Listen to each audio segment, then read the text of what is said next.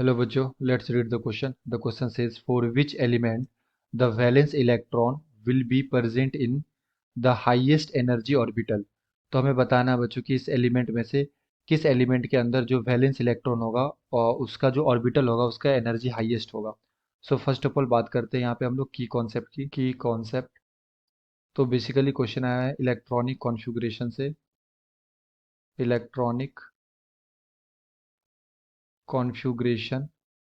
And जब भी हम लोग इलेक्ट्रॉन फिल करते हैं बच्चों इस तरह से बना लेते हैं, आसानी होता है इलेक्ट्रॉन को भरने में. तो यहाँ पे हम लोग लिखते हैं 1s, फिर 2s, 3s, 4s, 5s, 6s and फिर एक छोड़ के यहाँ पे 2p, 3p, 4p, 5p, 6p, फिर एक छोड़ के 3d, 4d, 5d, 6d, फिर यहाँ पे आता है हमारे पास 4f, 5f, 6f. तो मैं पूरा नहीं बना रहा हूँ बच्चों, यहाँ पे मैं उतना ही बना रहा हूँ जितना हमें यहाँ पे काम आएगा. ओके. सो फर्स्ट में यहाँ पे हमारे पास ए नंबर में है लिथियम और इसका एटॉमिक नंबर दे रखा है 3. सो अगर इसका एटॉमिक नंबर 3 है तो जो हम लोग इलेक्ट्रॉन फिलअप करेंगे वो इस तरह से इलेक्ट्रॉन फिल करते हैं. लाइक ऑर्बिटल के इंक्रीजिंग ऑर्डर में हम लोग इलेक्ट्रॉन को फिल करते हैं. तो सबसे पहले इलेक्ट्रॉन जाता है 1s में, फिर जाता है 2s में, फिर 2p 3s में, फिर 3p 4s में, फिर 3d 4p 5s में, और फिर 4d 5p 6s में एंड सो ऑन.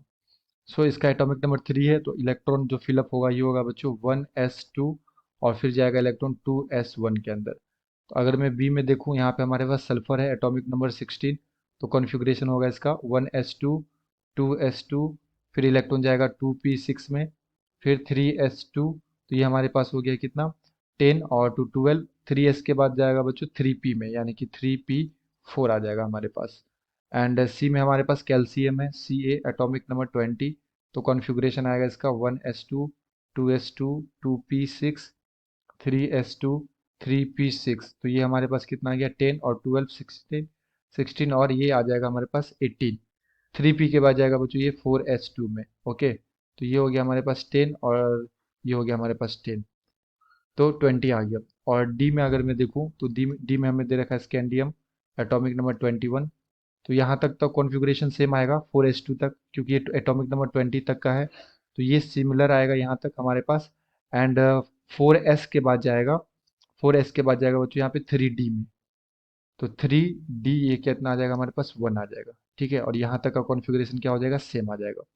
यानी कि अगर मैं देखूँ तो ये 3d 1 है यानी कि जो सबसे ज़्यादा एनर्जी होगा ये किसका होगा बच्चों 3d का होगा, है ना. जितना भी हमें दे रखा है एलिमेंट सब में से सबसे हाइयर किसका हो जाएगा वैलेंस इलेक्ट्रॉन किस में जा रहा है 3d में जा रहा है. और 3d का एनर्जी जो होगा ये सबसे ज़्यादा हाई होगा क्योंकि हम लोग एनर्जी के इंक्रीजिंग ऑर्डर में इसे फिलअप कर रहे हैं.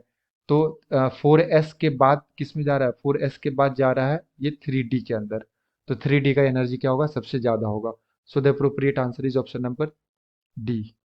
I hope you will understood it well. Best of luck. Thank you.